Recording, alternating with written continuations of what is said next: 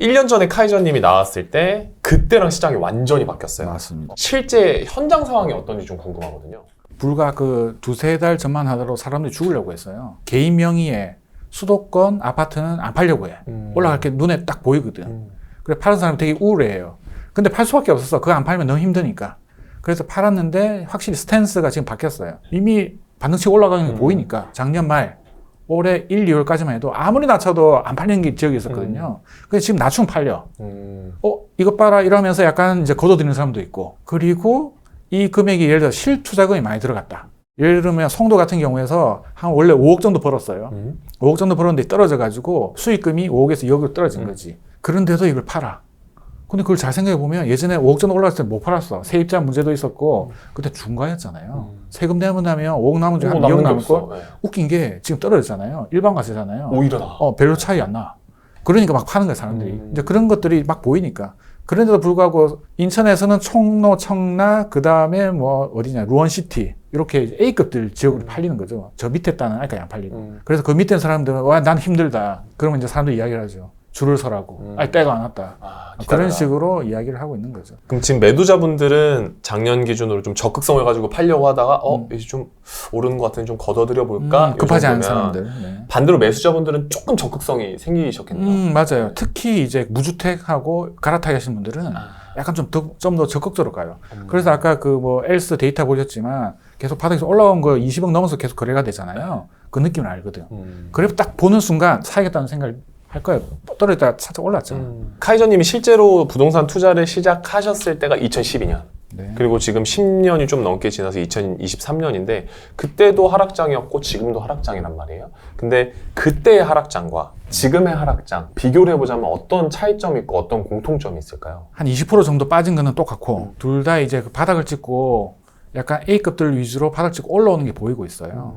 그게 좀 비슷하고 또 비슷한 건 뭐냐면 아직까지 주변 반응은 싸늘하다. 이때 주변 반응은 일반인들, 우리가 바탕 말하는 일반인들은 그 회사 동료, 그리고 친척들 지금 왜 사냐고 떨어지는데 하지만 투자자들은 달려가고 있는 그런 상황이 좀 비슷한 것 같고요. 그리고 그때가 좀 다른 거는 그때는 규제가 다 풀렸어요. 그때는 대출이면 80~90% 나왔거든요. 그냥 집을 사라. 그래도 안 사니까. 그리고 세금도 다 풀었잖아요. 양도세도 5년간 면제해주는 판이니까. 지금은 그런 규제가 남아있어가지고 그때보다는 좀 난이도가 올라갔어요. 난이도가 적으면은 뭐 고민할 필요가 없어. 그냥 싼 거 사고 갭도 작으니까 사면 되는데 지금 갭도 크고 그리고 취득세 여전히 그 다주택자는 문제가 있고 종부세도 많이 사면 약간 걸리고 법인은 못 들어가고 그래서 약간 피해 나기 위해서 아까 제가 말씀드린 뭐 솔루션 있잖아요. 다주택자는 분양권, 일반인들은 그 명 있는 사람들은 분양권 플러스 아까 갭 많이 떨어진 거에서 찾아가기. 물론 이제 갭은 이제 자기 상황에 맞게끔. 그런 식으로 약간 난이도가 좀 높은 상황. 그래서 그러니까 진입을 주저한 사람들이 아직 많아요. 그러니까 실제로 돈 있는 사람들은 기회가 온 거죠. 그냥 매수를 하고 싶어도 못하는 사람이 많거든요. 근데 금매들은 튀어나오니까 상대적으로 수요가 좀 적은 상태잖아요.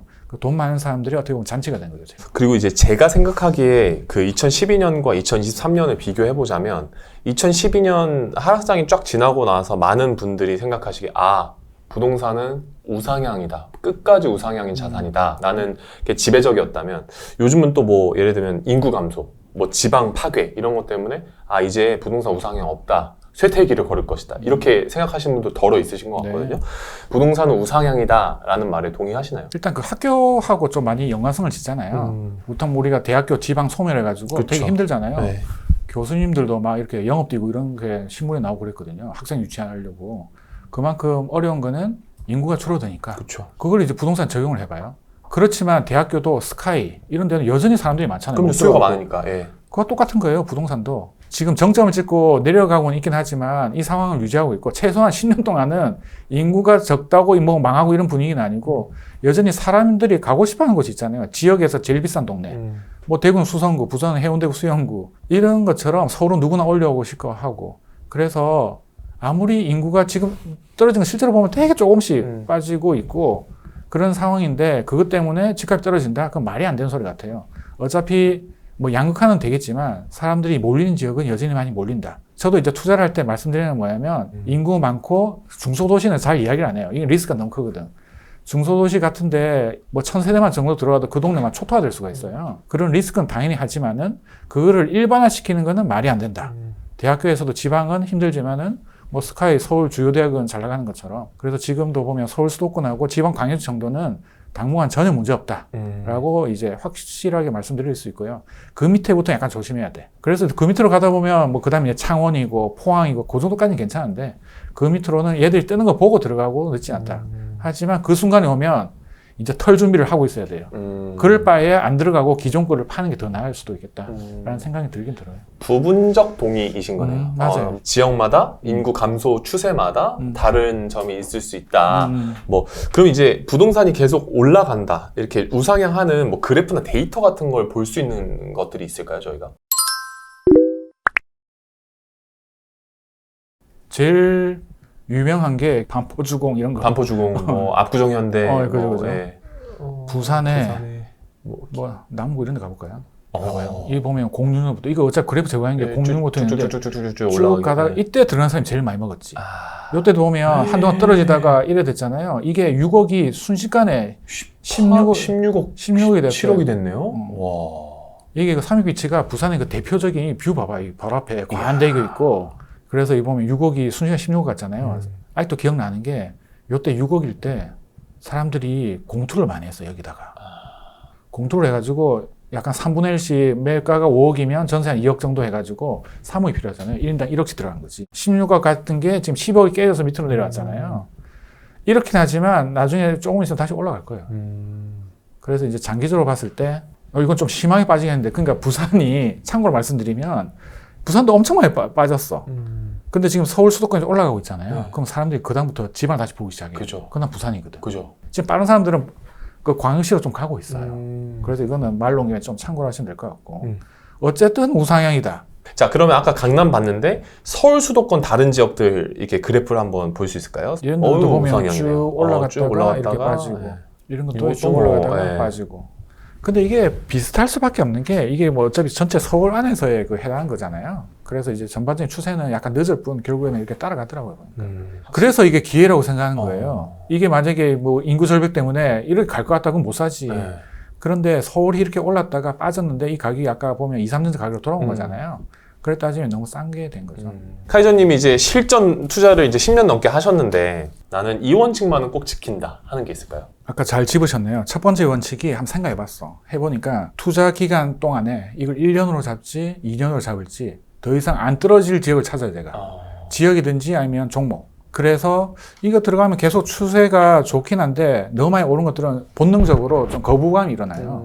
아 이게 잘못 걸리면 10년 주기설인데 이런 얘기 많았잖아요. 2008년 기준으로 10년 뒤가 2018년이었잖아요. 그죠? 그때부터 그런 이야기 나왔는데 마침 그 정부에서 헛발질을 하는 바람에 그때 이후로 또 초급등을 했잖아요. 그래서 그때 마침 판 사람들은 나중에 올라가니까 되게 열받았어. 아 이거 진짜 그 이불에서 막 하이킥하고 막 그랬거든요. 근데 재밌는 게 다시 그 가격으로 온 거야 지금. 그래서 결국에는 10년 주기설이 된 것 같아. 아무리 돈을 많이 벌어도 이게 계속 현금을 안 가지고 있고 계속 내게 자산으로 쌓여 있으면 최근처럼 이렇게 푹 떨어지잖아요. 그렇게 되면 사이버머니가 사라진 거예요. 증발한 거죠. 너무 안 좋다는 거죠. 그래서 어느 정도 자산이 늘어나면 퍼센테이지를 계속 늘려놔야 될 것 같아요. 10%, 20%, 30%. 그래서 어느 정도는 한 3분의 1 정도는 진짜 현금을 가지고 있고 좀 더 커지면 절반 정도 갖고 있는. 그래서 이와 같은 위기가 오면 다시 사고 그러다 보면 나중에 총산이 다시 늘어나고 그러다가 어느 정도 올랐다 싶으면 좀 팔아가지고 현금으로 좀 놔두고 그런 거 가야 되는데 솔직히 제가 이렇게 말해도 한참 올라갈 때는 이게 쉽지가 않아. 쉽지 않죠. 욕심이 몰빵해서 나는 게. 그냥 쫙 한 방에 그냥 쫙 가려고 하잖아요. 근데 이게 되게 무서운 게 한 방에 하다가 지금 한 방에 간 사람 많아요. 1억 갖고 있으면 1억을 다 넣고 5억짜리 사잖아요. 그 수익이 만약 팔고 나서 2억이 생겼어. 2억을 다 넣고 10억을 사. 이러다 보니까 또 5억이 생겼어. 계속 이렇게 갔거든. 그러다가 어느 순간 10억 되니까 이걸 가지고 건물을 산 거예요.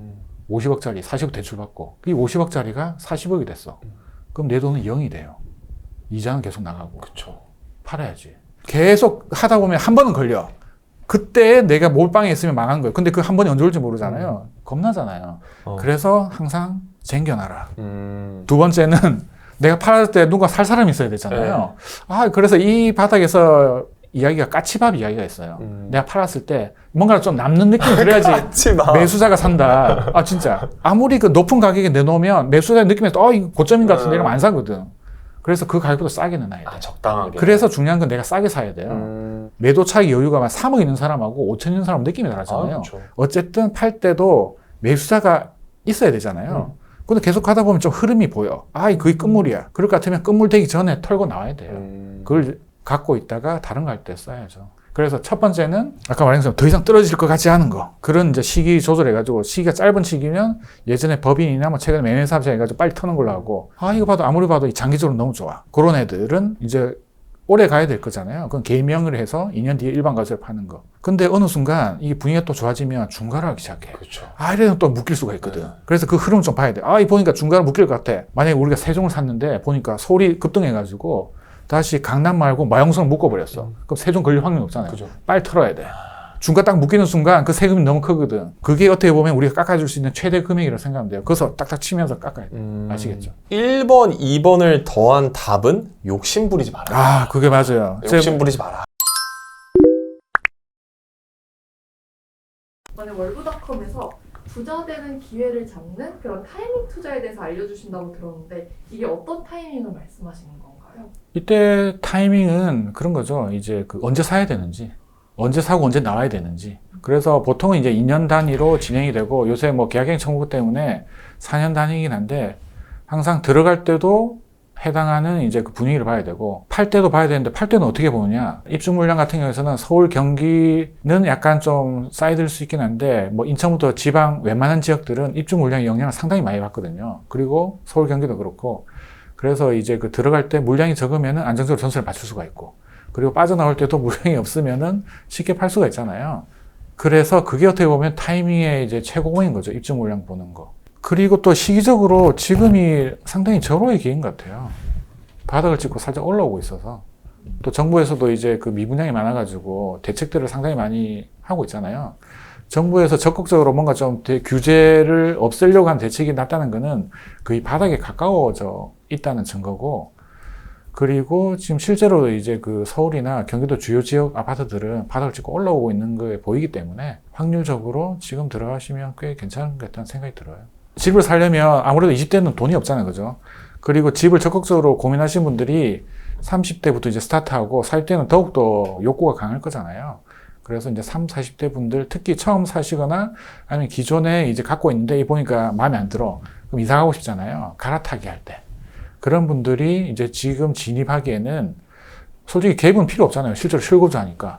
그래서 이제 그 필요한 대출, 요새 대출도 특례 보험자료나 뭐 보험자료 이런 거 잘 나오니까 그런 거 활용하시면 적극적으로 하셔도 될 것 같다. 그리고 또 지금 금리도 지금 나와 있는 금리보다 올라갈 확률이 지금 적어 보이거든요. 계속 동결하고 있고 미국에서도 이제 뭐 더 이상 안 올린다 이런 이야기도 있으니까. 그리고 매가도 예전보다 심한 거는 50%까지 빠졌고 세종 이런 데는 물론 이제 올라 40%지만 서울 수도권도 뭐 20, 30%씩 빠진 상황이기 때문에 지금보다 더 빠질 걸 기대하는 것보다는 현재 상황에서 맞춰서 하시는 게 한 무릎 정도에서 사시는 게 낫지 않을까 이런 생각이 드네요. 또 마침 지금 타이밍이 이렇게 이제 아까 말씀드린 그렇게 새롭게 뭔가 좀 일어나는 그런 시기라서 좋은 시기에 온 것 같아서 저도 기쁘네요. 네. 그래서 좀 뭔가 좀 할 말이 많으면 좋잖아요. 그죠? 그래서 어떤 혹자는 그렇게 이야기해요. 이렇게 이야기하면 알려주면 안 되는 거 아니냐. 저도 이거 강의를 좀 많이 해봤잖아요. 해보면 실제 다른 사람은 10%도 안 돼. 그렇죠. 어차피 할 사람들만 해요. 할 사람들은 여기 안 들어도 어디서도 결국은 다 알게 돼. 그래서 이렇게 이야기하고 그걸 통해 가지고 좀 더 적극적으로 투자하는 사람들이 물론 제가 정답은 아니지만 투자에 어떻게 보면 하나의 도움이 될 수 있으면 좋겠다는 생각이 들어요. 그래서 저도 와서 참 기쁘네요.